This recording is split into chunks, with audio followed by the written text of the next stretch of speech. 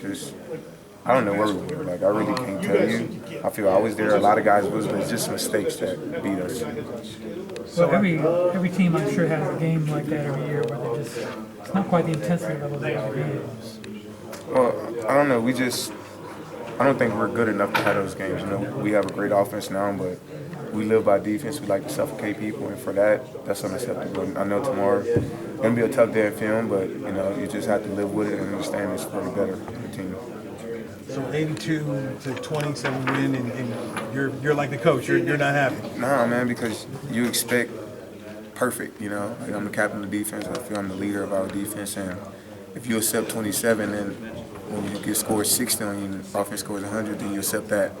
So for us, we just had mistakes in the first quarter, and that I was really upset. But you know, we toned down and fixed those mistakes. Covering the backside of the backfield is one thing Coach is talking about. No, those guys are good with their backs. They get them out in space and they make the linebackers make plays. And we just, I'm really upset about that, man. Like I think 17 they scored in the first quarter. That's too much. It's too many points. How much did that coach the way they jumped on you as quickly as they did, kind of like a punch?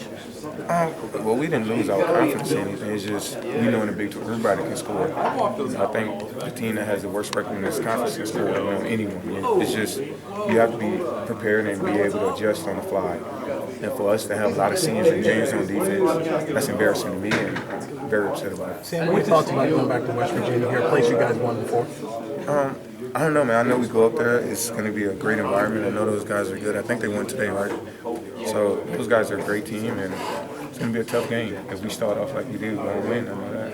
And what's it say about you guys, though, that after the slow start, you came and basically shut them out for a couple of quarters, and you really took advantage of it? It just shows that the coaches have a great game plan, and when we do what they say, it works. And when you go out there and do your own thing, it really don't work. So these guys get paid a lot of money to do what they do, and Coach P, I believe, and Coach Cross and Coach Glasgow is great coaches on defense, and they know what they're talking about. We just need to execute. So were you guys doing what you wanted to do out there in the first quarter?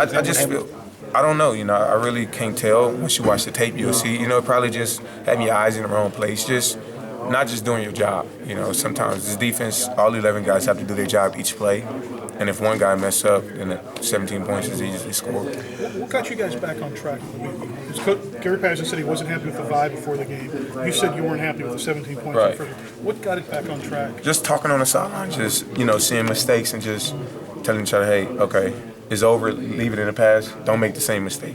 It's okay to get fooled once, but if they fool you twice, then that shows that you're really not into the game, So is this maybe a big step for this team because you responded? Responded to that challenge, responded to fixed your mistakes? I don't know, I leave that to the coach. The coaches know if you respond or not.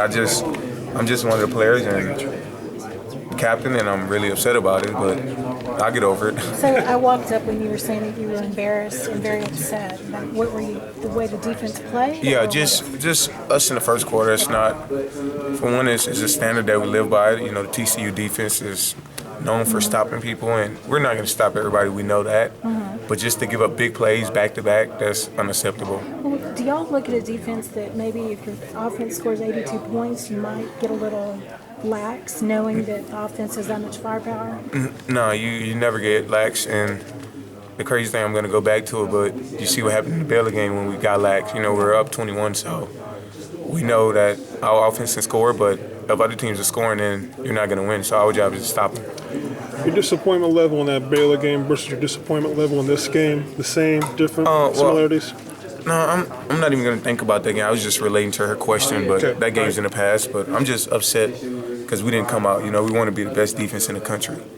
And for us to do that, that's not acceptable. You guys played well after Hackett got ejected.